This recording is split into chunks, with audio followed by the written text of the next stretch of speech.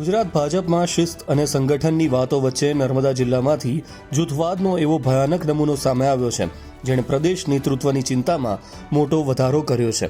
નાંદોદના સક્રિય મહિલા ધારાસભ્ય ડોક્ટર દર્શના દેશમુખ આજે રાજપીપળાના આંબેડકર ભવન ખાતે આયોજિત એક જાહેર કાર્યક્રમમાં હાજરી આપવા પહોંચ્યા હતા. પ્રોટોકોલ મુજબ વિસ્તારના ધારાસભ્ય મુખ્ય અતિથિ સ્થાને હોય છે, પરંતુ સંગઠન અને વહીવટીતંત્ર દ્વારા તેમનું યોગ્ય સ્વાગત કરવામાં આવ્યું નહોતું અને સ્ટેજ પર સન્માન ન જળવાતા તેઓ અત્યંત નારાજ થઈ ગયા હતા. અપમાન સહન ન થતા ધારાસભ્ય ડોક્ટર દર્શના દેશમુખ કાર્યક્રમ છોડીને સીધા રસ્તા પર જ ધરણા અને ઉપવાસ પર બેસી ગયા હતા.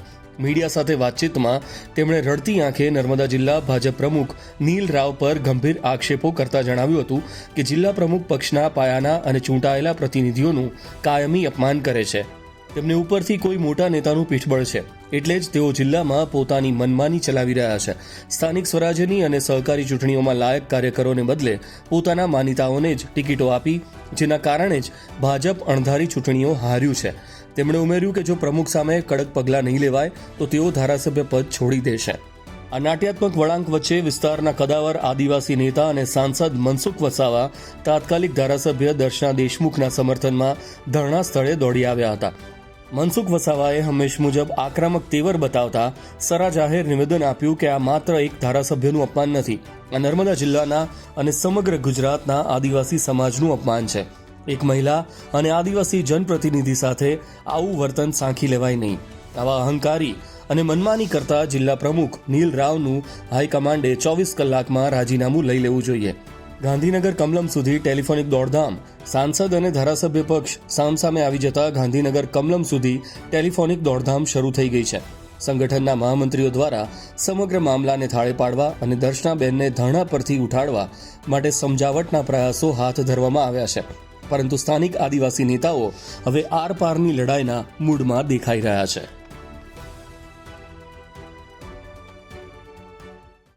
બાબા સાહેબ આંબેડકર હોલ રાજપીપળા ખાતે એક પ્રબુદ્ધ નાગરિક સંમેલનનું આયોજન કરવામાં આવ્યું છે. આ કાર્યક્રમમાં જ્યારે કાર્યક્રમમાં સ્વાગત વિધિ ચાલી રહી હતી, ત્યારબાદ સ્વાગત વિધિ પૂર્ણ થયા બાદ એનાઉન્સર દ્વારા એનાઉન્સ કરવામાં આવ્યું કે માન્ય ભરૂચના એમપી સાહેબ શ્રી સંબોધન કરશે. ત્યારે માન્ય એમપી સાહેબે કહ્યું કે ભાઈ અહીંયાના ધારાસભ્ય છે તો એમણે પણ બોલવું જોઈએ આજના પ્રબુદ્ધ નાગરિક સંમેલનમાં. ત્યારે મારે ખાલી એટલું જ કહેવાનું આવ્યું કે ભાઈ સાહેબ, પ્રોટોકોલમાં જે કંઈક નક્કી થયું હશે એ પ્રમાણે કાર્યક્રમ ચાલી રહ્યો છે, તો એ કાર્યક્રમ ચાલે છે.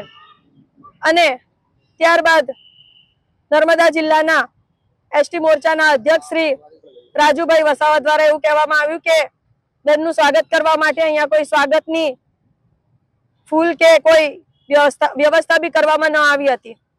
અને એ પોતે એક આદિવાસી તરીકે અને આદિવાસી મહિલા છે ધારાસભ્ય, એમ કરીને એમણે એ વ્યવસ્થા ઊભી કરી હતી. જાહેરમાં એમણે આ વાત કરી અને પ્રોટોકોલ પ્રમાણે ધારાસભ્યએ આ પ્રબુદ્ધ નાગરિક સંમેલનમાં બોલવાનું નથી એવી સૂચના જિલ્લા પ્રમુખની હોવાથી મારું નામ પણ કહેવામાં નહીં આવ્યું. અને આથી મનસુખભાઈ વસાવા જ્યારે સભાને સંબોધિત કરવા માટે ઊભા થયા અને આ બધી આખી ઘટના માન્ય પ્રભારી મંત્રી શ્રી, માન્ય પ્રભારી શ્રી, માન્ય સાંસદ શ્રી અને એસટી મોરચાના અધ્યક્ષ શ્રી ગણપતભાઈ વસાવાની હાજરીમાં થયું છે.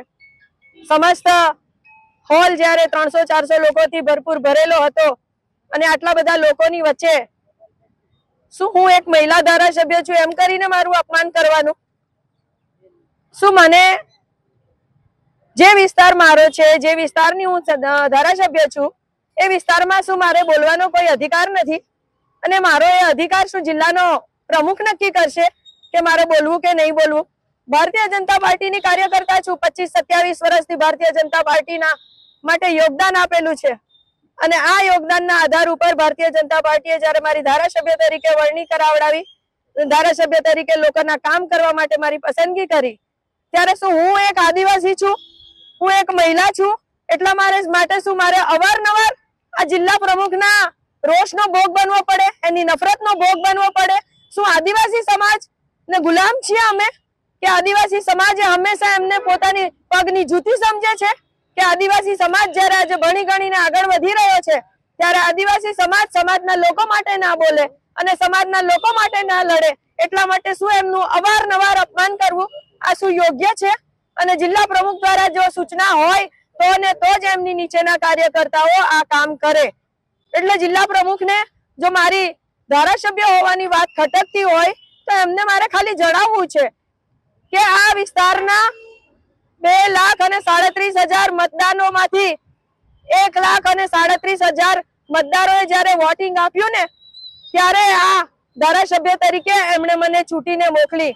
ત્યારે આ નાનકડા ગામડામાં એક જિલ્લાનો પ્રમુખ જ્યારે આદિવાસી મહિલા માટેની એની પોતાની માનસિકતા કેવી છે એ છતી કરે છે સમસ્ત લોકોની વચ્ચે અવારનવાર, આજે નહીં પરંતુ અવારનવાર આ જિલ્લા પ્રમુખે મહામંત્રી હતા ત્યારે પણ એમણે મારું અનેકવાર અપમાન કર્યું છે. જિલ્લાનો પ્રમુખ જે મન ફાવે તેમ વર્તન કરી રહ્યો છે, મન ફાવે તેમ પોતાની રીતે જે રીતના એ કામ કરી રહ્યો છે એ ભારતીય જનતા પાર્ટીને માટે પણ ખૂબ જ નુકસાનકારક છે અને ભારતીય જનતા પાર્ટીને નુકસાનકારક કરીને એ પોતે પોતાના સ્વાર્થની રાજનીતિ કરી રહ્યો છે અને સ્વાર્થની રાજનીતિના આધાર ઉપર આજે ગમે ત્યાં એ ડોક્ટર દર્શનાબેન દેશમુખનું અપમાન કરતા પણ અચકાતો નથી. કાર્યક્રમ ચાલુ છે પરંતુ તમે જ વિચારી શકો છો કે જ્યારે આટલી ભરી સભામાં જ્યારે તમારું કોઈનું અપમાન થાય ત્યારે હું તો શું કોઈ પણ વ્યક્તિ એ વોકઆઉટ કરી શકે છે. ભાજપના સંગઠનની સામે ધારાસભ્યનો ધરણા એટલે ધારાસભ્યના આ અપમાન કરવા માટેની જે એમની ખેવના છે, જે એમની માનસિકતા છે એ માનસિકતા એમણે સુધારવી પડે.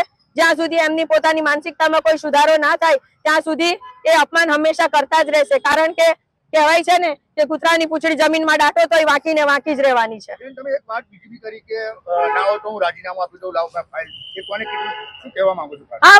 આ છેલ્લા 2 વર્ષથી આ ભાઈ મને છે ને કાયમ જ હેરાન કરે છે.